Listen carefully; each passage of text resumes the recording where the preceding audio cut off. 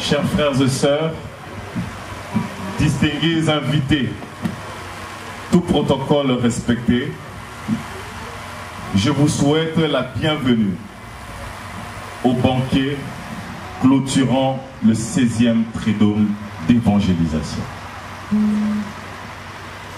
Je voudrais que chacun de vous, chacun de nous, se sente bien, se sente à l'aise, se sente chez soi. Alors dans cet élan, pouvez-vous m'aider à transmettre mes salutations à votre voisin ou à votre voisine?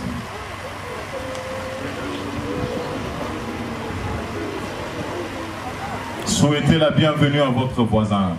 Bienvenue à ces banquets de clôture du 16e Triduum d'évangélisation. Mon frère, ma soeur, je disais tantôt, sentez-vous libre. Si la place où on vous a installé ne vous convient pas, vous pouvez changer de place. Bien sûr, vous ne pouvez pas avancer là où je suis, encore moins là où se trouve la chorale, mais vous avez la liberté de changer de place. Shalom. Aide-moi à demander à ton voisin, est-ce que tu es bien là où tu es?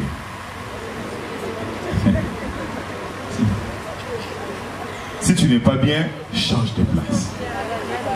Shalom. Alors, il y a une table de service devant nous avec des éminents intervenants. Je voudrais les présenter parce que chacun d'entre eux va exercer un ministère cet après-midi au cours de ce banquet mettant fin au Triduum d'évangélisation. Je vais commencer de mon extrême droite en avançant vers la gauche. Lui, il est le tout premier berger de la communauté.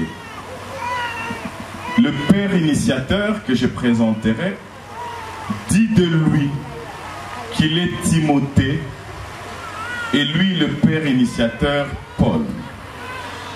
Dieu l'a placé sur le chemin du père initiateur pour l'accompagner dans son ministère. Frères et sœurs, je vous présente l'ancien Cyprien Sokapima, affectueusement appelé le berger. Il s'élève sous nos applaudissements.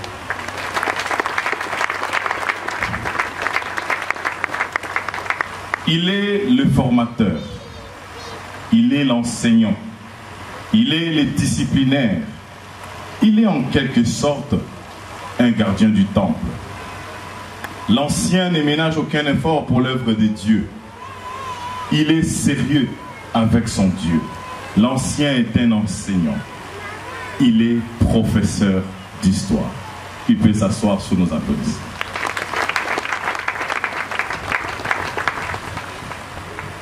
Le père initiateur ne voudrait pas que je taise une information.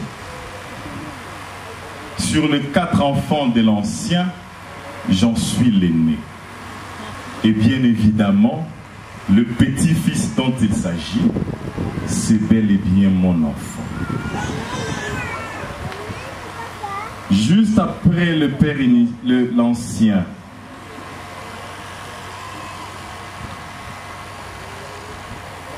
je voudrais vous présenter un illustre personnage. Il y a des ministères qui vous marquent pendant un temps. Et il y en a d'autres qui vous captent pour longtemps. Cela fait 20 ans, 30 et ça dure. 24 ans que nous avons cette communauté grâce au ministère d'un homme, Monsieur l'abbé Joseph Lukem. Chers frères et sœurs, je vous présente le père initiateur de la communauté Christ Lumière du Monde, Monsieur l'abbé Joseph Lukem.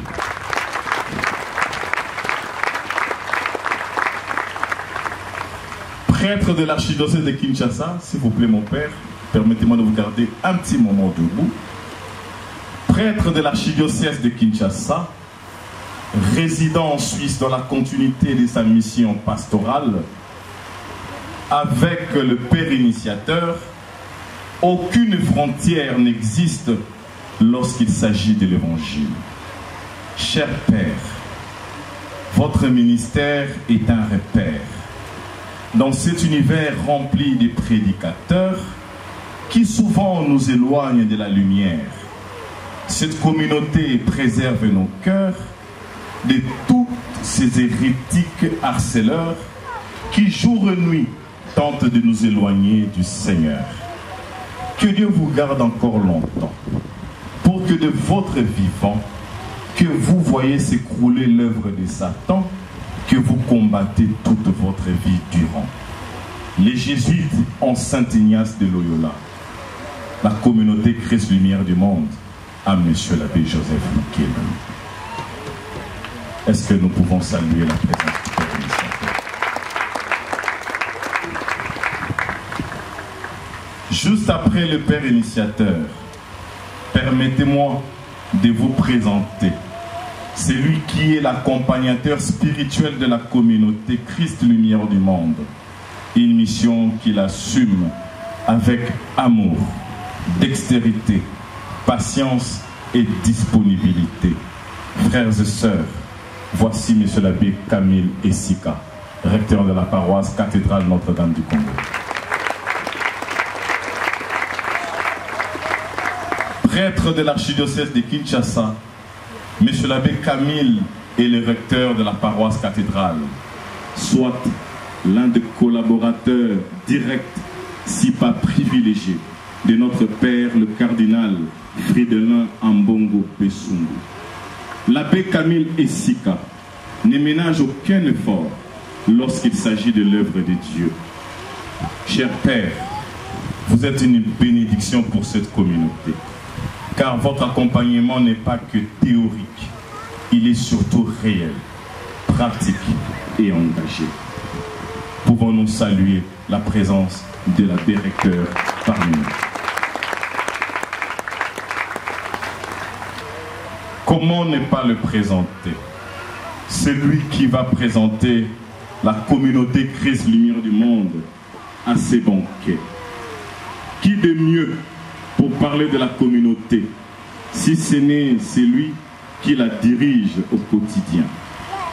Frères et sœurs, voici Monsieur Pierre Lokengi, affectueusement Papa Pierre. Il s'élève sous nos applaudissements.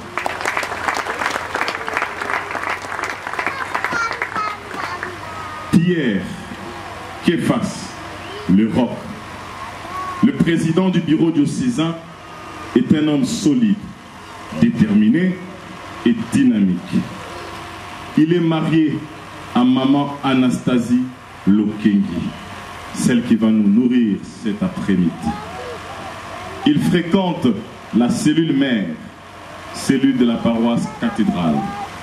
Il est parmi les premiers ouvriers à avoir été capté par les messages du Père initiateur. Au niveau de la paroisse cathédrale, il assume également la fonction du président de la commission de vocation et aussi au niveau du doyenné Saint-Pierre. Papa Pierre est dirigeant d'entreprise. Cet après-midi, il va nous présenter la communauté Christ Lumière du Monde.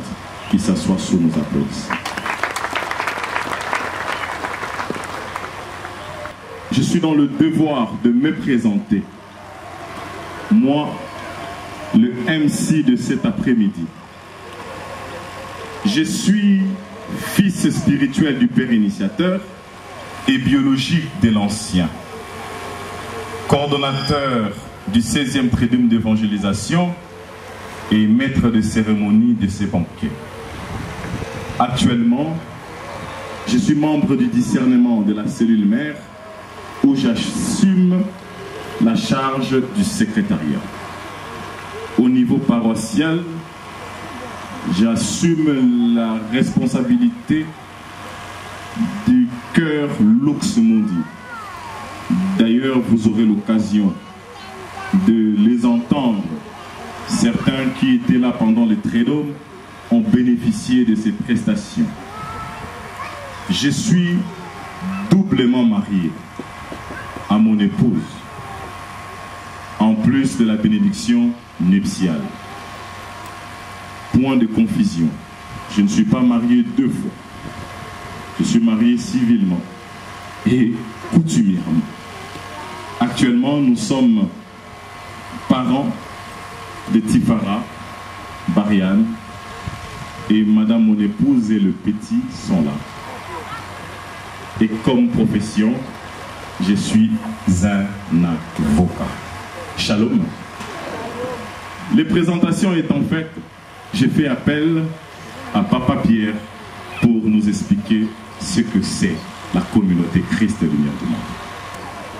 Bien-aimés, bonjour. Bonjour. J'avais remis une invitation à une personne et qui me posait cette question. La communauté Christ et Lumière du Monde, c'est quoi ça encore? Et je crois que d'aucuns d'entre nous sont en train de se poser également la même question. Et sans tarder, je vais vous donner un bref aperçu historique de notre communauté. Pendant l'exercice de son ministère,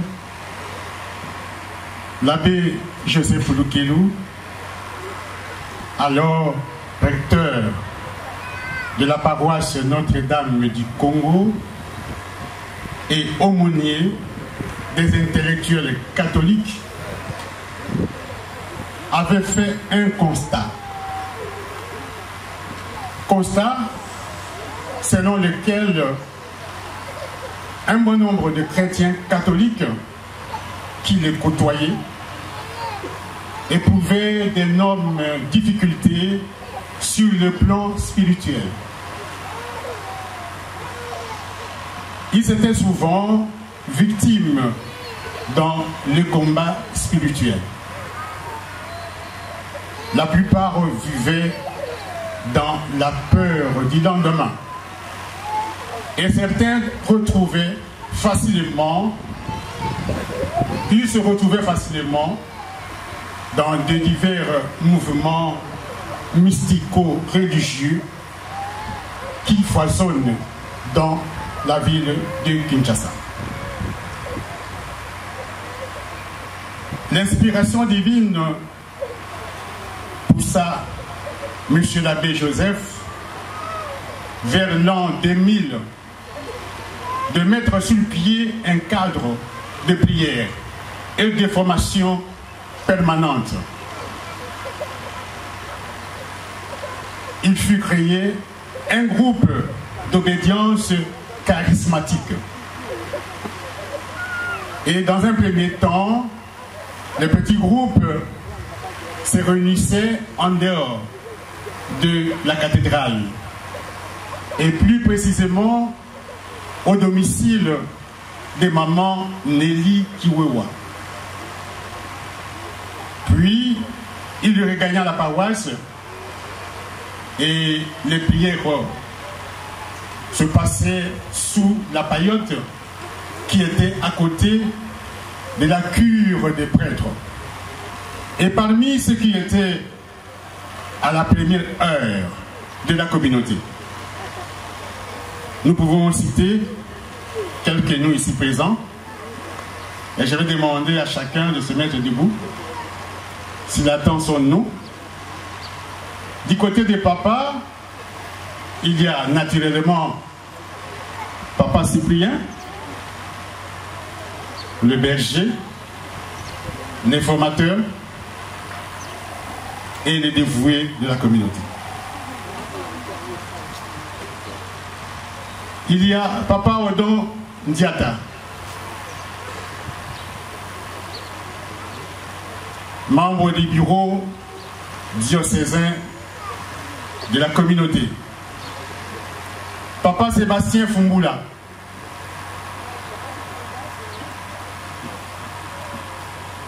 Papa Alphonse Ngamoyolo,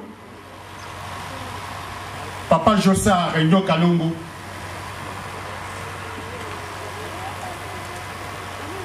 du côté des mamans, nous pouvons citer, et du côté des papas, moi-même, je suis là aussi. Côté des mamans, nous avons maman Pascaline Luzola, maman Hortense Makoum et maman Mireille Kavira. Merci beaucoup. Ce sont les pionniers des premières heures. Vu le nombre croissant des membres, il y a eu mutation dans notre assemblée de prière. La communauté, l'assemblée de prière passa du groupe à une communauté. Et pourquoi la communauté? Tout simplement, envie de développer l'esprit de famille, de fraternité et de communion, avec comme mission de porter l'évangile à travers les autres paroisses de l'archidiocèse de Kinshasa. Et pourquoi pas au-delà des frontières de Kinshasa. Dans le seul but de gagner des âmes dans les champs du Seigneur. Merci beaucoup de votre accompagnement. Enfin, si j'ai cité ces noms, tout simplement, c'est pour encourager leurs cadets de pouvoir suivre le même cheminement, de bien vouloir veiller au respect de leurs engagements vis-à-vis de Dieu que nous servons par le biais de la communauté Christ Lumière du monde. Et je vous remercie.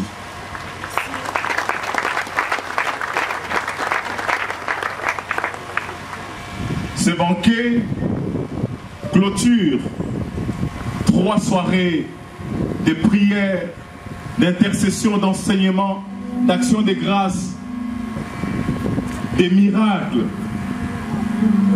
Pendant 3 soirées, le Seigneur nous a parlé. Le Seigneur nous a enseigné. Et le Dieu que moi je sers dans cette communauté est un Dieu fidèle. S'il a fait ces 3 soirées durant, il le fera encore aujourd'hui. Ce Dieu que moi je sers, il est le même hier, aujourd'hui, éternellement. Il n'a jamais changé. Vous qui êtes venus peut-être qu'aujourd'hui seulement, peut-être ouvrier de la dernière heure, c'est pas grave. Le Seigneur va vous visiter. Mais pour y arriver, j'aimerais nous inviter à un petit exercice que nous commencions à le désirer. À désirer sa présence. À désirer sa présence. À désirer la présence de Dieu. à désirer la présence de Dieu au milieu de nous, dans nos cœurs, dans notre être, à désirer Jésus. Il est là, il se tient à la porte. Il frappe. Si tu le laisses entrer, il viendra souper chez toi. Il le fera comme il a fait avec Zachée. Lorsqu'il entra dans sa maison, sa vie était totalement bouleversée. Ces pécheurs, cet homme détourneur de fonds, il a pris la résolution de changer. Et tout de lui était totalement changé. J'aimerais que tu désires ce Jésus, que tu le désires au plus profond de toi. Il n'est pas compliqué. Tu n'as qu'à dire au plus profond de toi: Jésus, j'ai besoin de toi. Jésus, j'ai besoin de toi. Est-ce que quelqu'un peut commencer à parler à Dieu? Seigneur, je te désire. Jésus, cet après-midi, je te désire. Au plus profond de moi, je te désire.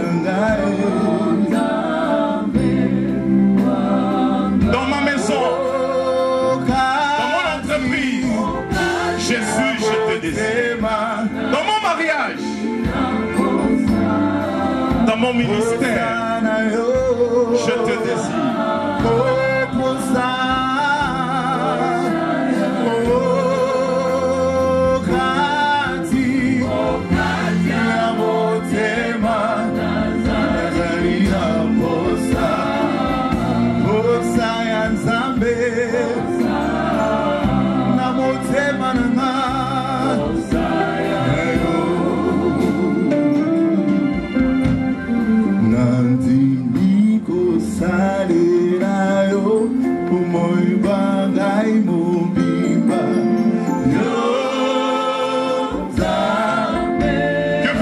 Jésus fasse pour toi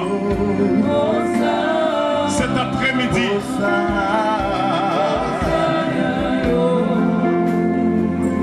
Mon frère, ma soeur, nous sommes comme des Bartimée. Jésus nous demande: que voulez-vous que je fasse pour vous? Que veux-tu, mon frère, ma soeur? Qu'est-ce que tu attends de Jésus cet après-midi? Au cours de ces banquets, qu'est-ce que tu attends de Jésus?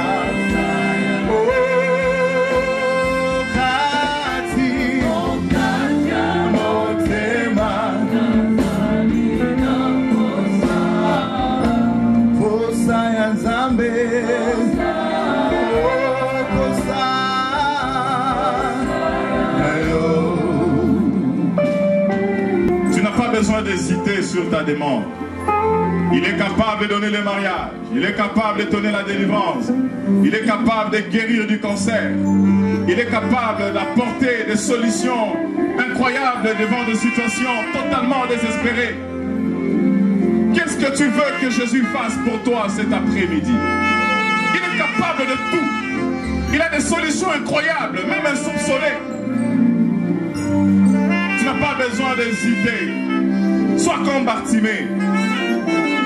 Il a directement soumis son handicap. Je veux voir. Je désire voir. Je désire me marier. Est-ce que quelqu'un peut acclamer pour la gloire de notre Seigneur?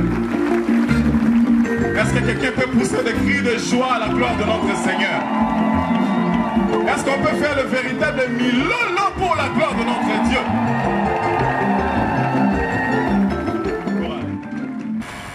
J'ai entendu dire à les modérateurs, notre maître, que j'étais une bénédiction pour eux.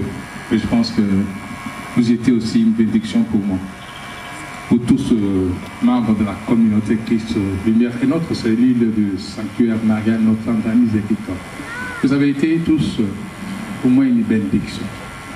Puisque quand j'ai été nommé là-bas, je me suis dit qu'il n'y avait aucune activité spirituelle, chrétienne, de façon permanente.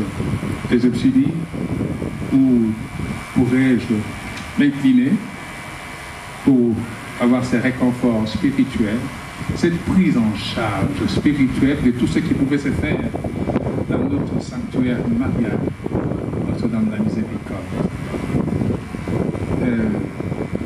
je me suis inspiré d'abord de ce que disait le pape Paul VI.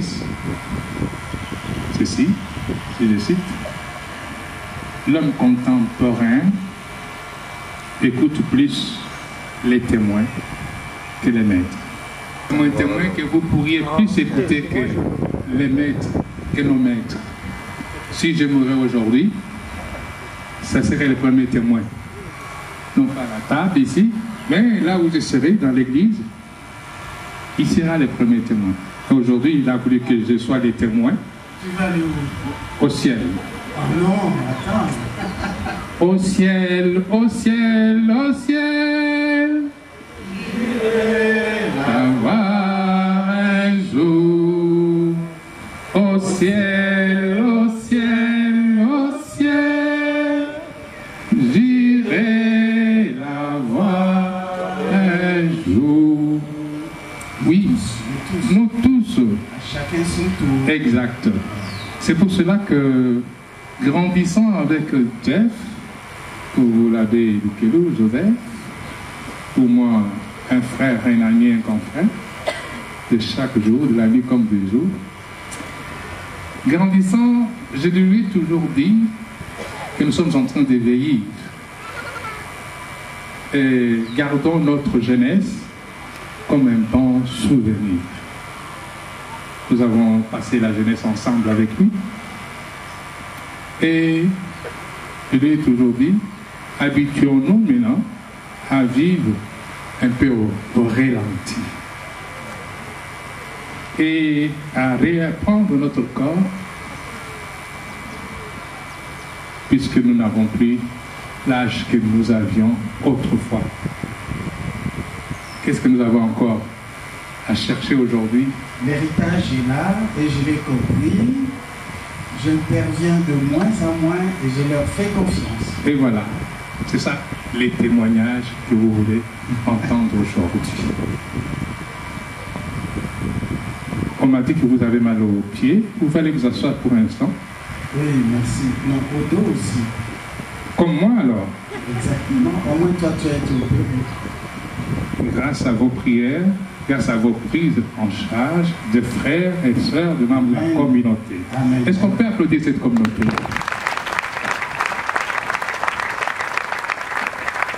Bien aimé, je ne veux pas dire que j'ai rencontré le Seigneur à travers la communauté. Non, non, non. Les autres peuvent le dire, pas moi. J'ai 75 ans, et si je compte depuis que j'étais diacre jusqu'à aujourd'hui, j'ai fait mon année dans les sacerdoces d'un an, ça fait 44 ans.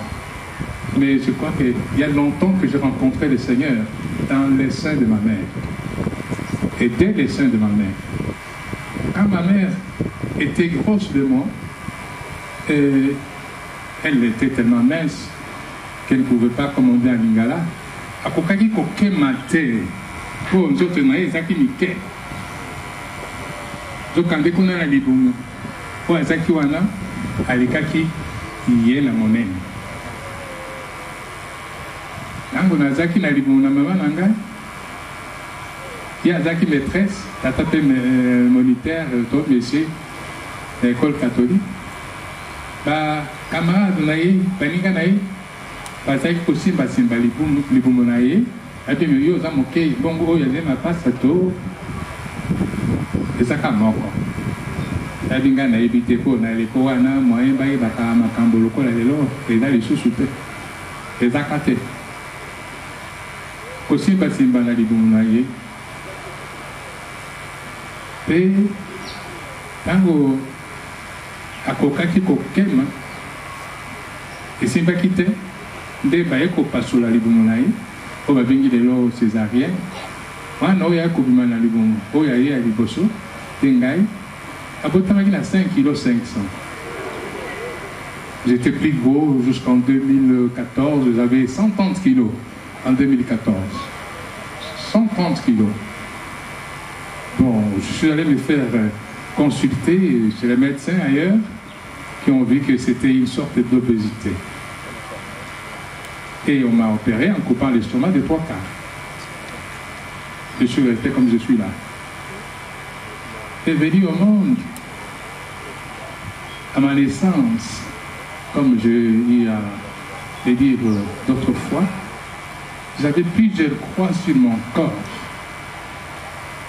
de toutes les couleurs. Et ces croix sont parties les jours où on m'a baptisé. Je suis né le 19 mai, on m'a baptisé le 22 mai, j'étais ordonné diacre le 22 mai, j'étais ordonné prêtre le 24 mai. Comprenez qui je suis. L'enfant de qui? Merci beaucoup. Et c'est quoi? La religieuse qui l'a fait accoucher disait, cet enfant deviendra prêtre. Elle a noté dans son carnet, avec une belle écriture. Elle a dit, quand tu le seras, il me cherche là où je serai. C'était une prophétie qui s'est accomplie plus tard. Et lorsqu'on m'a baptisé, en mettant de l'eau, j'étais baptisé Pierre, j'étais baptisé au nom du Père et du Fils et du Saint-Esprit. Toutes ces croix ont disparu.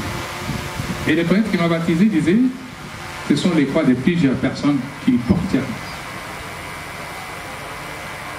Et il a confirmé aussi ce que la religieuse avait dit, que cet enfant sera prêtre.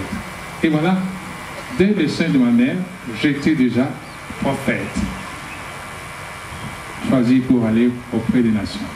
Et moi, grandissant, je me suis retrouvé au milieu de mes amis à... Et je vous suis aussi ou quoi? Je crois que j'étais seul. Ça me faisait peur. Shalom. Shalom. Alors, grandissant, en première, deuxième année primaire, j'ai commencé à réunir mes amis pendant la récréation ou après les cours avec des patates douces coupées sous forme ronde, comme si c'était la communion. Et je les mettais en rang, je disais le corps du Christ. Chacun répondait Amen, Amen. Et après je disais le Seigneur soit avec vous. Et il répondait aussi avec votre esprit. Et voilà comment j'ai été prédestiné dès le sein de ma mère à devenir ce que je suis devenu aujourd'hui, prêtre. Merci à vous tous.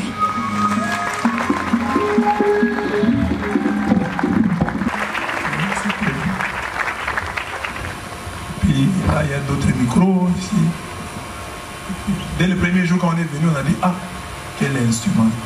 Quel instrument. C'est vraiment bien fait. Acclamez encore pour vous. Mais parce que parfois vous-même, hein, quand vous vous habituez à une chose, vous ne voyez plus la grâce. Hein. Vous êtes tellement habitué, vous trouvez normal. Mais acceptez que quelqu'un qui vient d'ailleurs puisse apprécier ce que vous avez d'exceptionnel. C'est très beau en tout cas. Dites à votre voisin, c'est très beau.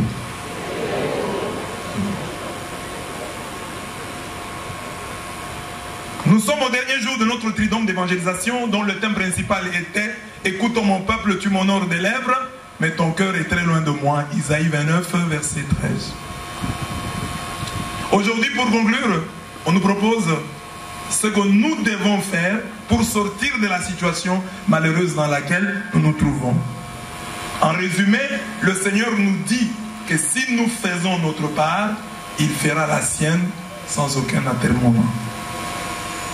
Le thème d'aujourd'hui c'est « Si mon peuple, sur qui est invoqué mon nom, s'humilie, prie et cherche ma face, et s'il se détourne de ses mauvaises voies, là c'est la part de l'homme, moi Dieu, je l'exaucerai des cieux, je lui pardonnerai son péché et je guérirai son pays. » Amen. Donc il y a deux parties. La part du peuple dans sa guérison et la part de Dieu dans notre délivrance. Notre pays, je commence avec la première partie. Notre pays et notre monde sont malades. Il faut qu'ils guérissent promptement et totalement. Et pour y arriver, il y a 4 verbes que nous devons absolument conjuguer. Premier verbe, s'humilier. Deuxième verbe, prier. Troisième verbe, chercher la face de Dieu. Et se détourner de ces mauvaises voies. Pour bien comprendre ces verbes, nous avons choisi 4 récits de l'Ancien Testament et où on parle de 4 personnages qui rendront concret notre enseignement. Je parlerai donc d'Akab pour le verbe s'humilier. Je parlerai de Anne pour le verbe prier. Je parlerai de Daniel pour le verbe chercher la face de Dieu. Et je terminerai avec les Ninivites dont je vous ai déjà parlé au premier jour pour expliquer, montrer comment se détourner de ces mauvaises voies. C'est la part de l'homme. Après, ce sera la part de Dieu.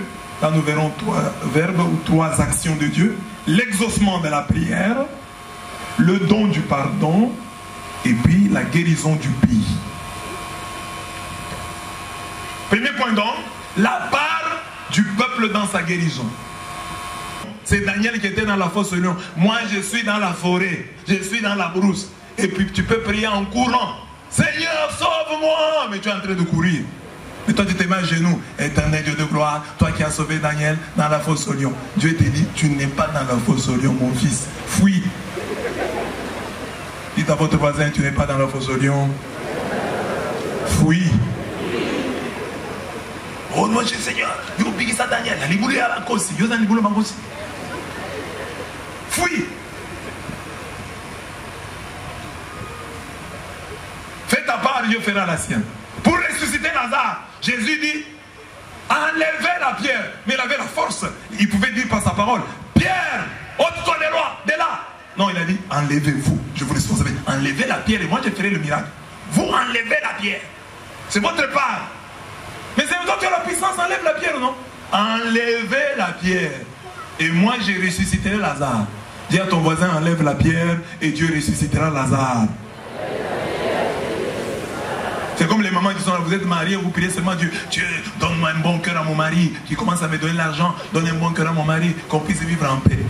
Enlève la pierre de ton orgueil, demande pardon, vous allez bien vivre. Dites à la femme qui est à côté de vous là, demande pardon à ton mari, ça va aller. Excuse-toi, ça va aller. Enlève la pierre. Au Seigneur Dieu de gloire, je veux un miracle pour cet homme. Quand je vais partir ici, que mon mari soit le premier à me saluer. Non, toi arrive et demande pardon. Toi tu arrives sur la parole de Dieu. Mon mari, j'ai commis beaucoup d'erreurs contre toi. J'étais à la campagne, je me convertis. Maintenant on va vivre en paix. Ça va tout changer? Oh mon Seigneur, touche son cœur, touche son cœur. Que quand je vais arriver, qu'il me parle bien. Fais d'abord ta part. Amen. Les maris aussi qui sont là, qui ne sont pas en bon terme avec leur femme, faites votre part. Comme vous êtes là, en rentrant là, achetez quelque chose pour votre femme. Et vous lui donnez. Les femmes aiment beaucoup les choses. Elle va sourire et il y aura réconciliation. Vous lui amenez seulement quelque chose. Oh, chérie, c'est qu'elle aime là, prenez un peu. Vous allez voir, elle va sourire. Seigneur, que nous entende avec ma femme. Fais ta part, Dieu fera la sienne. Amen, amen.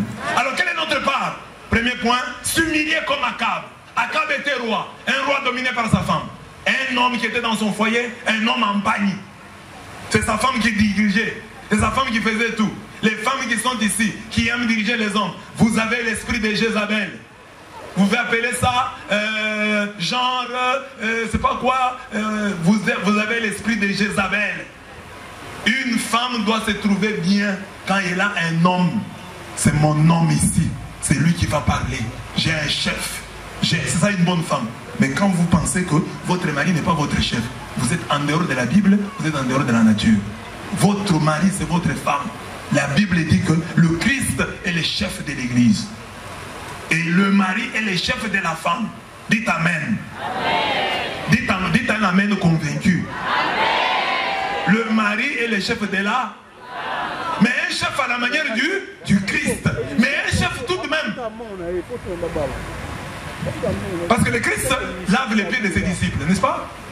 Mais nous l'appelons Seigneur. Nous l'adorons, nous l'acclamons.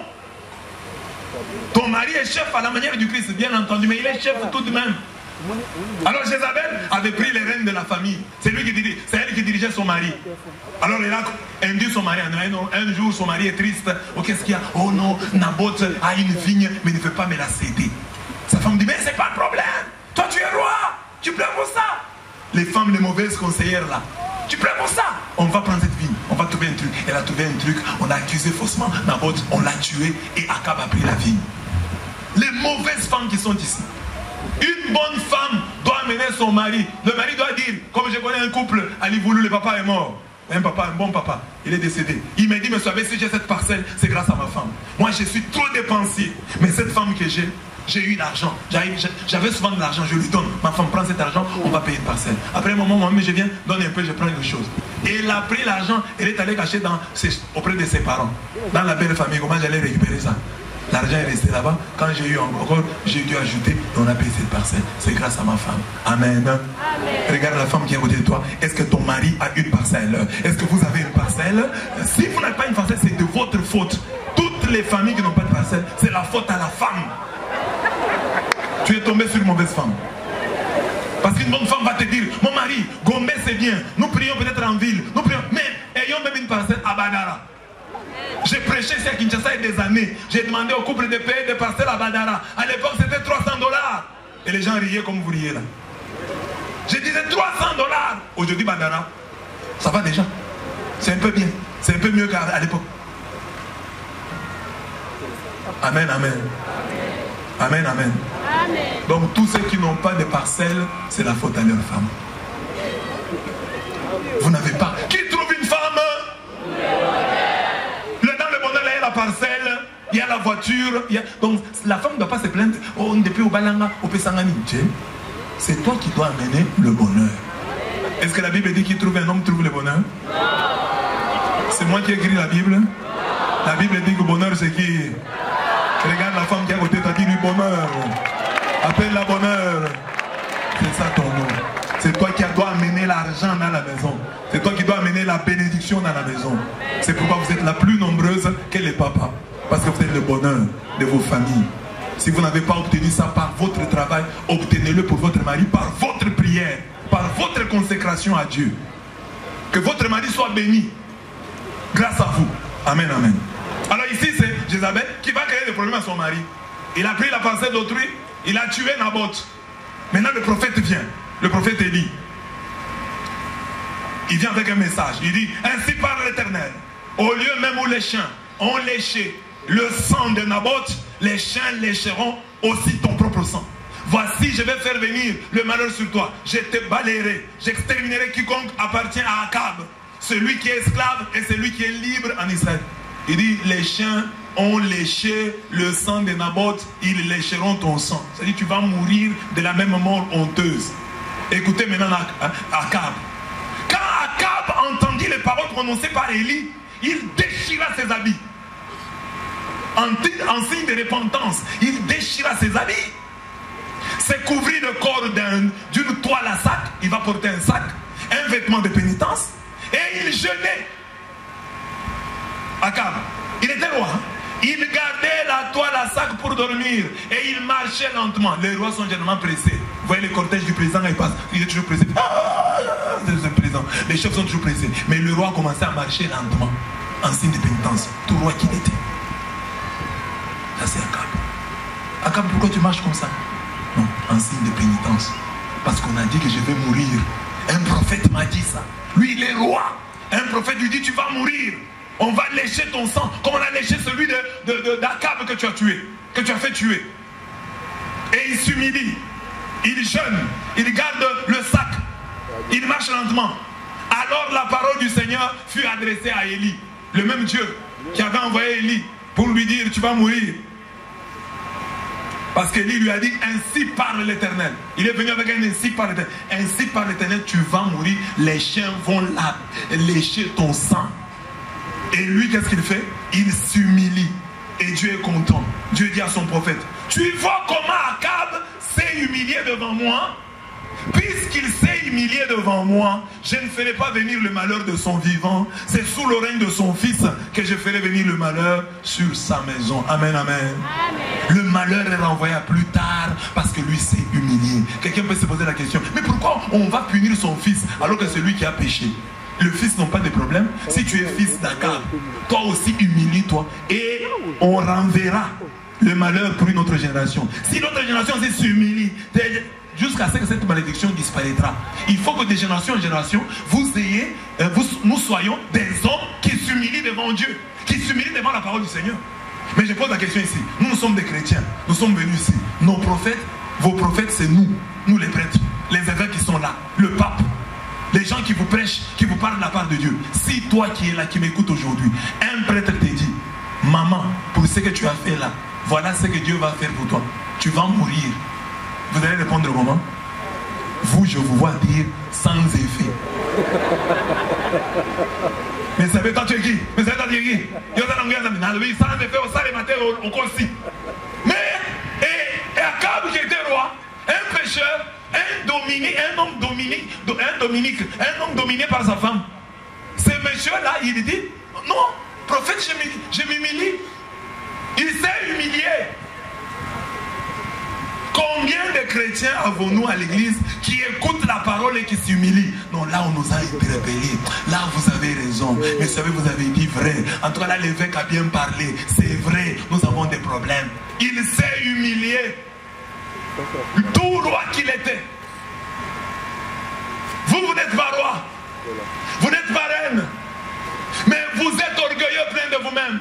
La Bible dit, si mon peuple sur qui est invoqué mon nom, le peuple qu'on appelle chrétien, pour notre cas, et ils étaient des juifs, on invoquait sur eux le nom du Seigneur. Mais nous, on nous appelle de ce nom-là, le nom du Christ. Nous sommes des chrétiens. Alors, si vous qu'on appelle chrétiens, vous vous humiliez, vous chassez l'orgueil de vos cœurs, de vos paroles, de vos pensées, Dieu va guérir ce pays. Amen, amen. Amen, amen. Si aujourd'hui tu n'as pas une grande parcelle de pouvoir, on t'interprète seulement comme ça, tu te fâches. On t'interprète sur des choses qui sont vraies. Par exemple, toi, maman, tu es mal habillée. Les mamans, vous vous habillez mal, tu te fâches. Les papas, vous prenez trop de bière, tu te fâches. Mais maintenant, quand tu seras chef de l'État et qu'on te dira, non, ça ne va pas dans le pays, tu feras quoi? Parce qu'aujourd'hui, là, tu n'as aucune fonction. Tu n'es rien, mais tu te fâches. Quand on t'interprète sur ta jupe, sur ton habillement, tu te fâches. Mais quand on te parlera des problèmes du pays, là on te parle de ta vie que tu gères mal, tu te fâches. Combien de fois vous êtes venus à l'église? Je le disais déjà le premier jour, j'ai dit, notre objectif, c'est que vous devenez des disciples. C'est l'objectif de Jésus. Faites de toutes les nations des disciples, baptisez-les. Il ne nous a pas envoyé dans vous baptiser. C'est pour faire de vous des disciples. Faites de toutes les nations les disciples, les baptisants. Et apprenez-leur à observer. Donc, faites de vous des disciples, des élèves, des gens qui viennent pour apprendre. Es-tu dans ton église un élève? Viens-tu pour apprendre? Ou tu en sais trop? Quelle est votre relation? Ça que j'aime beaucoup. Les fidèles, vous qui venez, les charismatiques, quelle est votre relation avec les prêtres, vos prophètes, vos pasteurs? Il y a beaucoup de chrétiens ici qui sont des anticléricaux. Ils sont contre les prêtres. Je ne sais pas, les prêtres vous ont fait quoi? Tu contre les prêtres, je comme ça. Les prêtres t'ont fait quoi? Des natures, hein? Anticlérical. Pour rien. Papa, tu as déjà eu un problème avec un prêtre? Non. Mais c'est quoi? Je ne les supporte pas. Mais tu es catholique.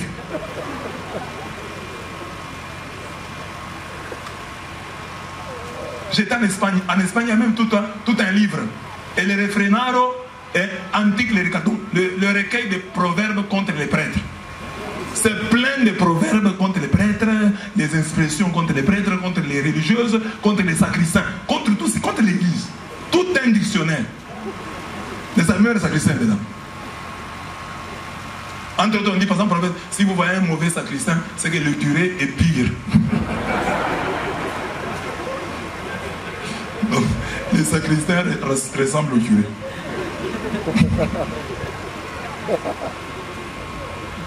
Amen. Si mon peuple s'humilie, est-ce que tu es déjà un chrétien brisé? Brisé, que tu t'es rendu compte que toi-même tu es une misère. Et que tu t'es rendu compte qu'un jour tu vas mourir. Et que pour ça, tu vis brisé. Je vis brisé. Je sais d'où je viens. Je sais où je vais. Et ça me brise. Je sais qu'un jour, on me mettra dans un cercueil. Un jour, on me regardera comme ça. Moi, dans les cercueils, je ne fais rien. Un jour, on m'aidera. Moi qui ne supporte pas de bêtises. Ce jour-là, ce sont les mouches qui vont se jouer de toi. Dans les cercueils.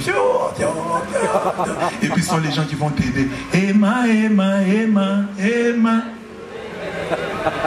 Emma, Emma, Emma. Là, c'est pour chasser les mouches.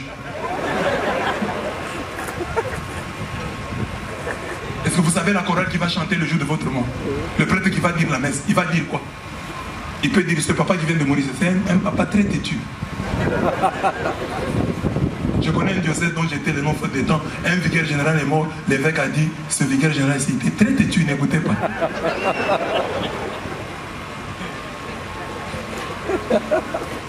Les jours. Les hommes, tout manqué, ça y est, karaté. Là, vous êtes déjà mort. Vous allez faire quoi? Vous allez vous réveiller, non, mon Seigneur, je ne suis pas d'accord. Parce que souvent dans la vie, vous réagissez à tout. Mais ce jour-là, quand vous allez mourir, on va vous faire porter les habits qu'on voudra. Tu feras quoi? On va te faire porter les gants. Et on va mettre le chapelet que tu ne récites pas là. On va te mettre ça sur les mains. On te lie avec les chapelets pour te créer des problèmes là où tu vas aller. Dès que tu arrives là, tu récitais ça. Non, non, non, c'est la CVB qui a mis ça.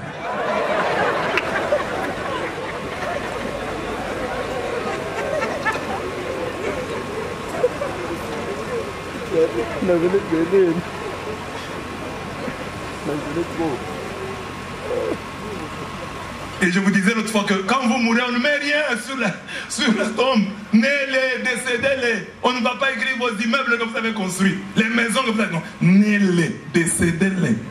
Il n'y a pas d'autre dossier là, non. Il a construit des grandes maisons, ce sont des grandes concessions qui ne nous laissent rien. Né-les, décédez-les. Et le comble, c'est que quand vous mourrez là, les gens pleurent. Et puis ils vous oublient. Même pendant votre deuil, là, les gens mangent. Est-ce que vous êtes rendu compte de ça? Personne ne va. Ma mère me disait, quand on était petit, tu fais quelque chose comme ça, elle dit, si tu meurs, je ne veux pas couper ma tête. On va peut-être raser les cheveux, mais pas la tête. Parce qu'elle est temps dans le dos, raser la tête. Alors quand vous mourrez, les gens vont manger, vous savez ça. Vous êtes là, à la morgue, les gens mangent. Il y a même des gens qui mangent chez vous là, qui réclament le piment. Vous êtes mort, mais quelqu'un réclame. Est-ce que pourquoi tu as moi piripiri na maman? Piripiri mon réseau. Toi tu es mort. Sans pitié, les gens demandent, réclament le piment. Et ta femme sera épousée par quelqu'un d'autre, tu sais ça? Et ta femme dira que c'est quelqu'un d'autre là. Tu étais où pendant tout ce temps? Et le monsieur là va demander à ta femme, entre moi et ton ex, ton mari là, ton défunt mari, qui est plus fort? Qui est vraiment le vrai mari? Et ta femme devra répondre que c'est lui. Parce que si la femme dit que c'est toi, elle aura des problèmes. Quand tu sais tout ça, tu deviens humble. Quand tu sais que pour un pays, notre vie ne tient qu'à un fil. Tu peux devenir aveugle. Hein? Notre vie ne tient qu'à en une seconde, tu peux devenir aveugle. Tu peux devenir handicapé. Tu peux perdre la parole. Tu peux perdre la parole comme ça. Tu ne sais plus parler.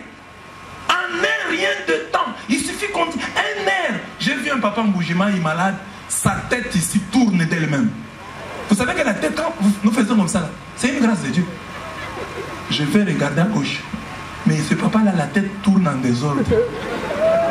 Elle-même.